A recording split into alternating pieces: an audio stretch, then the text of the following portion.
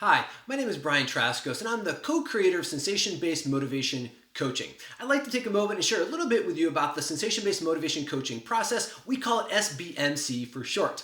Now, SBMC is a unique combination of mindfulness, neuroscience, bioenergetics, and the study of natural laws. On a fundamental level, everything in the universe is energy. And we're not talking about some type of weird, strange energy. We're talking about physics. We're talking about electrons and protons, subatomic particles vibrating. And of course, since everything in the universe is energy, everything is vibrating at different frequencies, which is how we tell it apart. You know, steel is vibrating at a different frequency than wood, which is why they show up different to us in the visible world. Now, speaking of the visible world, since everything is energy, energy follows a certain set of rules or guidelines. And one of those rules is that energy moves from a non-form into a form and then back into a non-form again. Or in other words, energy moves from the invisible to the visible and back into the invisible again. Energy is always moving in that cycle of creation and breakdown, creation and breakdown. An example of this is water. Now, oxygen and hydrogen are invisible to the naked eye, but when you put them together, they create something visible, which is what we call water. Now, depending on how often oxygen and hydrogen get together, depends on how much water is formed. It can go from a teacup of water to a river to a lake and to an ocean. So energy, everything in the universe is energy, and all energy forms into patterns based on moving from the invisible into the visible. Now, the more often energy moves into patterns, the more structured or rigid those patterns become, which makes them more likely to become more and more and more visible. Now, energy can be anywhere on the spectrum from highly disorganized to highly rigidified or anywhere in between. So it can be disorganized here, it can be rigid here, or it can be loose and malleable somewhere between there in that process. But it's always moving from one process to the next, from the non-form into the form, back into the non-form again.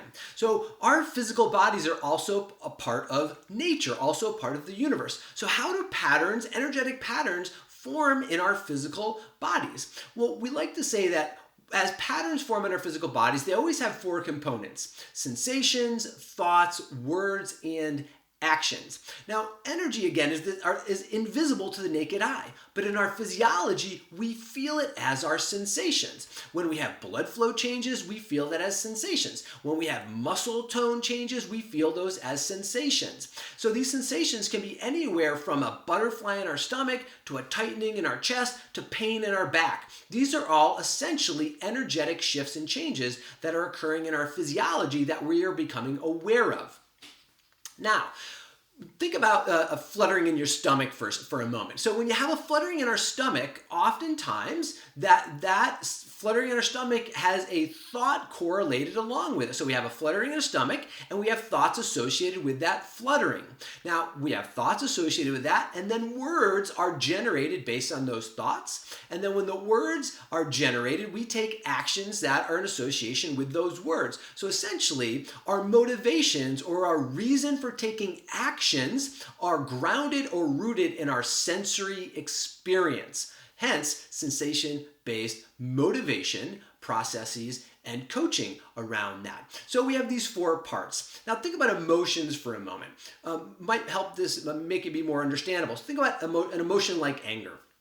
So anger, we have sensations in our body that tell us I'm angry, right? We feel the sensations and we label it as being angry. So now we're having thoughts that are associated with the sensations that we're thinking angry thoughts. And then we have words that come out of our mouth that are in association with the angry sensations and angry thoughts. We create words. And then we take actions that are association with the anger. Now who knows what those actions might be? They're different for everybody, but they're all based on these patterns of sensations, thoughts, words, and actions. Emotions, again, for a second, remember, are patterns. Now, patterns are learned experiences. Emotions are also learned experience because emotions are essentially patterns.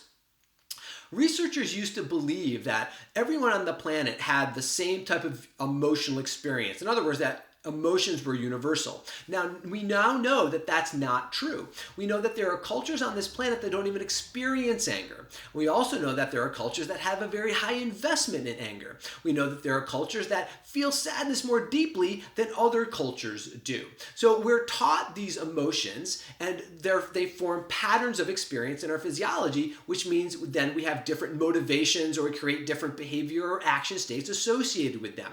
Now, the reason this is important to consider is because every result that we have in our life, think about all the results that you have in your lives, your relationship results, your financial results, your health results, your vocational results, whatever it happens to be, we all have results that we have in our lives. Now, every single result that we have in our life is because of a pattern of experience that we have in our physiology.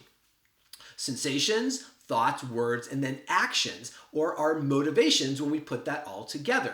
So if we're having an experience in our life that we don't want anymore, that we're unhappy with, that we'd like to change, what we need to understand is that we have to change the pattern that generates that result. Because we're all responsible for the results that we create in our life, and they're all created based on a pattern that we are experiencing, whether we recognize it, realize it, or not. That's how it happens.